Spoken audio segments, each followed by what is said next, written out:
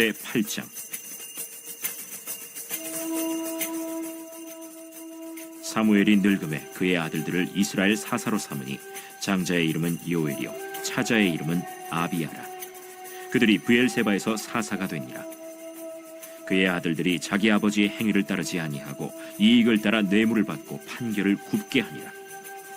이스라엘 모든 장로가 모여 라마에 있는 사무엘에게 나아가서 그에게 이르되, 보소서, 당신은 늙고 당신의 아들들은 당신의 행위를 따르지 아니하니 모든 나라와 같이 우리에게 왕을 세워 우리를 다스리게 하소서. 우리에게 왕을 주어 우리를 다스리게 하라 했을 때 사무엘이 그것을 기뻐하지 아니하여 여호와께 기도하매 여호와께서 사무엘에게 이르시되, 백성이 내게 한 말을 다 들으라. 이는 그들이 너를 버림이 아니요 나를 버려 자기들의 왕이 되지 못하게 함이니라. 내가 그들을 애굽에서 인도하여 낸 날부터 오늘까지 그들이 모든 행사로 나를 버리고 다른 신들을 섬김같이 내게도 그리하는도다. 그러므로 그들의 말을 듣되 너는 그들에게 엄히 경고하고 그들을 다스릴 왕의 제도를 가르치라. 사무엘이 왕을 요구하는 백성에게 여호와의 모든 말씀을 말하여 이르되, 너희를 다스릴 왕의 제도는 이러하니라. 그가 너희 아들들을 데려다가 그의 병거와 말을 어거하게 하리니 그들이 그 병거 앞에서 달릴 것이며 그가 또 너희 아들들을 천부장과 50부장을 삼을 것이며 자기 밭을 갈게 하고 자기 추수를 하게 할 것이며 자기 무기와 병거의 장비도 만들게 할 것이며 그가 또 너희의 딸들을 데려다가 향료 만드는 자와 요리하는 자와 떡 굽는 자로 삼을 것이며 그가 또 너희의 밭과 포도원과 감람원에서 제일 좋은 것을 가져다가 자기의 신하들에게 줄 것이며 그가 또 너희의 곡식과 포도원 소산의 11조를 거두어 자기의 관리와 신하에게 줄 것이며 그가 또 너희의 노비와 가장 아름다운 소년과 나귀들을 끌어다가 자기 일을 시킬 것이며 너희의 양떼 10분의 1을 거두어 가리니 너희가 그의 종이 될 것이라. 그날에 너희는 너희가 택한 왕으로 말미암아 부르짖되 그날에 여호와께서 너희에게 응답하지 아니하시리라. 백성이 사무엘의 말 듣기를 거절하여 이르되, 아니로소이다. 우리도 우리 왕이 있어야 하리니 우리도 다른 나라들 같이 되어 우리의 왕이 우리를 다스리며 우리 앞에 나가서 우리의 싸움을 싸워야 할 것이니이다. 사무엘이 백성의 말을 다 듣고 여호와께 아뢰매 여호와께서 사무엘에게 이르시되, 그들의 말을 들어 왕을 세우라. 사무엘이 이스라엘 사람들에게 이르되 너희는 각기 성읍으로 돌아가라 하니라. 오늘 묵상할 본문은 사무엘상 8장 1절부터 22절 말씀입니다. 1절부터 3절에서 사무엘이 두 아들들에게 사사직을 세습하고 있습니다. 그러나 사사 시대의 사사 지도자는 세습의 원리로 세워지는 것이 아니라 하나님의 일방적인 또 주권적인 원리에 따라 세워졌습니다. 그런데 사무엘은 하나님의 주권적인 개입이 없는 상황에서 지금 두 아들을 사사로 세웁니다. 사무엘의 명백한 실정입니다. 저자는 이러한 실수를 나이 많음과 연결시키고 있습니다. 2절에서 저자는 두 아들의 이름을 밝히는데요. 장자는 요엘로 여호와가 나의 아버지 하나님이다. 그 다음에 차자는 아비야로 여호와가 나의 아버지다라는 뜻입니다. 하지만 3절을 보면 이들은 자신들의 경건한 이름과 달리 브엘세바에서 판결을 굽게 하고 있습니다. 당시 사사들은 외적으로는 군사 통치자이지만 내적으로는 정치 지도자 역할을 감당했던 것으로 보입니다. 그런데 두 아들은 정치 지도자로서 가장 필수적인 요소인 정의를 왜곡시키는 악한 일을 했던 것입니다. 이런 사무엘의 모습을 보면 엘리의 모습과 겹쳐 보이기도 합니다. 둘 다 그의 아들들이 중보자로서의 지위를 남용하여 불의하게 사리사욕을 추구하고 있기 때문입니다. 우리는 여기서 나이가 들수록 영적 분별력과 지혜 그리고 총기가 사라지지 않도록 기도할 필요가 있습니다. 또 한 가지는 다음 세대에 대한 관심입니다. 엘리보다 그의 아들들이 그리고 사무엘보다 그의 아들들이 말씀에서 더욱 멀어지고 있습니다. 세대가 지날수록 믿음과 신앙에서 떨어지고 불신과 자기 애착과 자기 욕심이 더 깊어지는 안타까운 모습을 보이고 있습니다.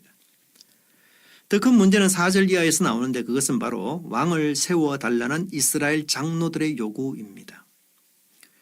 그들은 5절에서 두 가지 이유를 거론하면서 왕정 제도를 요구하고 있습니다. 첫 번째, 사무엘이 늙었기 때문이라고 합니다. 하지만 7장 13절에 따르면 사무엘의 통치 기간 동안 이방인들은 공격하지 못하고 이스라엘과 화평했습니다. 그래서 사무엘이 늙음은 왕정 제도를 요구할 진정한 이유가 되지는 않습니다. 두 번째, 사무엘의 두 아들들에 대한 통치에 문제가 있다고 합니다. 하지만 두 아들들이 다스리는 지역은 브엘세바 지역으로서 이스라엘의 최남단에 위치한 작은 도시입니다. 즉 아들들의 악한 통치가 이스라엘 전체에 영향을 준 것은 아닙니다. 하지만 왕정을 욕망하는 이스라엘 장로들에게 사무엘의 아들들의 이 비행은 좋은 핑계거리가 되었던 것입니다. 왕정을 요구하는 이스라엘의 지도자들은 사무엘의 두 아들들의 비행보다 더 잘못된 길, 훨씬 더 위험한 길을 지금 사무엘에게 요구하고 있습니다. 잘못된 사사를 바꿀 수 있는 사사 제도와 달리 왕정은 세습의 정통성을 갖고 있습니다. 그러므로 대대로 잘못하는 왕의 후손들을 바꿀 수 없습니다. 이는 사사 시대보다도 더 무서운 세상에서 살아가야 하는 것입니다. 또한 7장에서처럼 그들이 여호와를 사모하고 회개하며 사무엘에게 기도를 요청한다면 하나님의 도우심은 어떤 방법으로든 올 수 있습니다. 그러므로 이스라엘의 왕정은 필연이 아니라 선택사항일 뿐입니다. 특별히 하나님을 경외하는 왕이 아니고서는 진정한 대안이 될 수 없습니다. 하지만 이스라엘의 지도자들은 다른 대안이 없는 것처럼 말하고 행동할 뿐 아니라 일방적인 통보를 통해서 사무엘을 압박하고 있습니다. 그렇다면 장로들이 왜 이렇게까지 무리하게 왕정 제도를 고집하는 것일까요? 저자는 5절과 20절에서 두 번이나 장로들의 동일한 말을 기록하고 있습니다. 모든 나라와 같이, 다른 나라들 같이 되어 열방과 같이 되기 위하여 왕이 필요하다는 장로들의 주장은 매우 심각한 신학적 문제를 안고 있습니다. 반대로 이야기한다면 이스라엘이라는 정체성과 사명을 이제 포기하고 열방과 같이 되고 싶다는 말입니다. 또한 열방과 같은 왕을 요구하는 것은 더 이상 이제 여호와의 통치를 받지 않겠다는 뜻이기도 합니다. 그것은 곧 하나님 없이 잘 살아보겠다는 미련하고도 어리석은 결정이었던 것입니다. 물론 왕정의 장점은 많습니다. 왕정은 고대 근동세계에서 가장 앞서는 정치 제도였습니다. 왕정은 군사적인 능력과 힘을 충분히 보유할 수 있는 탁월한 시스템이었습니다. 장로들이 원하는 것처럼 왕정에서 전쟁이 일어나면 왕이 자신들을 대신하여 앞서 싸우기 때문입니다. 하지만 열방과 같은 왕정의 근본적인 문제는 왕이 종종 신이 된다는 것입니다. 이는 본질적으로 하나님과 이스라엘의 언약 관계를 파괴합니다. 11절 이하에서 이 사무엘은 왕에 대한 가장 기본적인 자세를 취하는 자, 즉 빼앗는 자로 정의합니다. 이 단어는 17절까지 모두 10번이 나옵니다. 힘으로, 권력으로, 법으로 백성의 것을 취하고 빼앗고 가져가는 자가 왕이 하는 일입니다. 왕이 빼앗는 물품이 아들과 딸 등 귀중한 것에 시작하여 가벼운 것으로 이어지지만 15절과 17절에서는 수입의 10분의 1의 세금을 내며 끝내는 종이 될 것이라고 경고하고 있습니다. 결국 이러한 왕정은 이스라엘 백성들을 노예화하며 애굽에서 살던 때와 동일한 상황이 될 것이며 가장 중요한 하나님과의 관계가 단절되어 왕 때문에 고통받는 백성들의 부르짖음에 더 이상 응답하지 않을 것이라고 말하고 있습니다. 자유를 얻기는커녕 오히려 원치 않는 종의 처지로 떨어질 것입니다.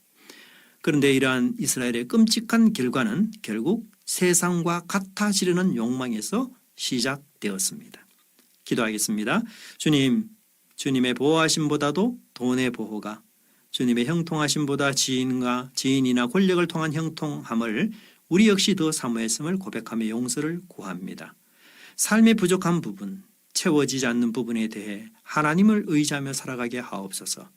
하나님이 역사하실 빈 공간을 남겨두기보다 내가 하나님이 되어 사람과 상황을 조정하고 통제하려는 열방과 같아지려는 욕망에서 벗어나게 하옵소서. 예수님의 이름으로 기도합니다. 아멘.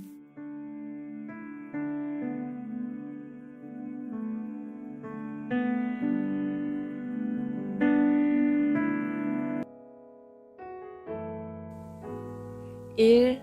오심 기도. 하루 5번 마음을 다해 드리는 기도.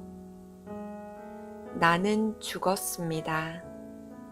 제가 주인이 아니고 예수님이 저의 주인이십니다. 예수님은 십자가에서 죽으시고 부활하셨습니다. 부활하신 예수님을 가슴으로 만나서 따라가며 간증합니다. 사랑하는 가족과 함께 영광스러운 승리를 노래합니다.